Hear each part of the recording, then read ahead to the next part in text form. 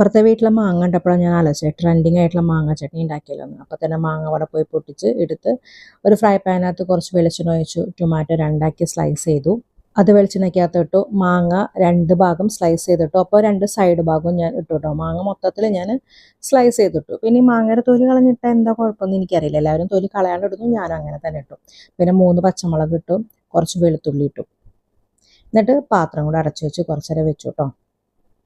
പാത്രം തുറന്നപ്പോൾ ഇതാണ് അവസ്ഥ. പിന്നെ ഇത് ചൂടാറിയതിന് ശേഷം മാങ്ങയുടെ തോല് കളഞ്ഞ് മിക്സിക്കകത്തിട്ട് ഇതെല്ലാം കൂടി ഇട്ടതിന് ശേഷം സബോള, കറിവേപ്പില, മുളക് പൊടി, മഞ്ഞൾപ്പൊടി, കുറച്ച് മല്ലിയില ഇത് ചേർത്ത് അരച്ചെടുത്തു.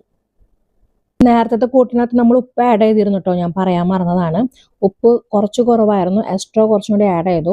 കാശ്മീരി ചില്ലി പൗഡർ ആയിരുന്നെങ്കിൽ കുറച്ചും കൂടി കളർ കിട്ടിയിരുന്നു. ഇതിൻ്റെ ടേസ്റ്റ് വന്നിട്ട് ഒരു ടൊമാറ്റോ ചട്നി, നമ്മുടെ ദോശയ്ക്കൊക്കെ ഉണ്ടാക്കുന്ന ഒരു ടൊമാറ്റോ ചട്നിയുടെ ടേസ്റ്റാണ് എനിക്ക് ഫീൽ ചെയ്തത്.